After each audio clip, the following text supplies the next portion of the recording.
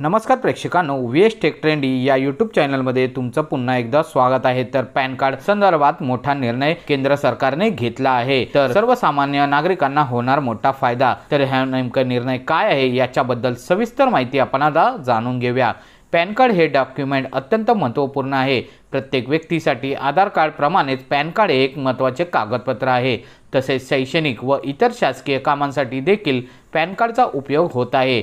Pan card संदर्भात पंतप्रधान नरेंद्र मोदी यांच्या अध्यक्षतेखाली हा निर्णय घेण्यात आला आहे। त्यामध्ये पार पडलेल्या केंद्रीय बैठकीमध्ये निर्णय घेण्यात आला आहे। केंद्रीय मंत्री अश्विनी वैष्णव यांनी मोदीच्या अध्यक्षतेखाली कॅबिनेटमध्ये पॅन कार्ड 2.0 बद्दल सर्व माहिती सांगितली आहे व या बैठकीमध्ये पार पडलेल्या पॅन कार्ड संदर्भात नवीन बदल करण्यात आले आहे, ज्यामध्ये आता 2.0 हे पॅन कार्ड एका QR कोड प्रमाणेच येणार आहे। हे कार्ड प्रत्येक नागरिकांसाठी अत्यंत महत्त्वाची व फायदेशीर ठरणार आहे, कारण की सामान्य पॅन कार्ड पेक्षाही हे कार्ड जलद गतीने काम करणार आहे। पॅन कार्ड अपडेट ऑनलाइन 78 कोटी पॅन कार्ड करण्यात आले लागू। देशातील नागरिकांसाठी अजून सुद्धा निळ्या आकाशी रंगात पॅन कार्ड वापरला जात आहे। हे पॅन कार्ड 1972 मध्ये सरकारकडून भारतातील नागरिकांसाठी लागू करण्यात आले आहे। पॅन कार्ड हे इन्कम टॅक्स सेक्शन अंतर्गत लागू केले जात आहे। यामध्ये आता अद्याप 78 कोटी पॅन कार्ड लागू झाली आहेत।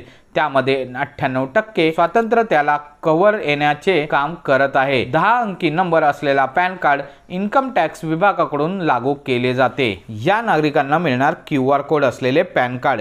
केंद्र सरकारच्या घोषणेनंतर बऱ्याच व्यक्तींना पॅन कार्ड संबंधित विविध प्रश्न होते व नवीन पॅन कार्डचे चार्जेस काय असणार असा देखील प्रश्न पडला होता, परंतु QR कोड असलेले पॅन कार्ड तुम्हाला अगदी मोफत मिळणार आहे।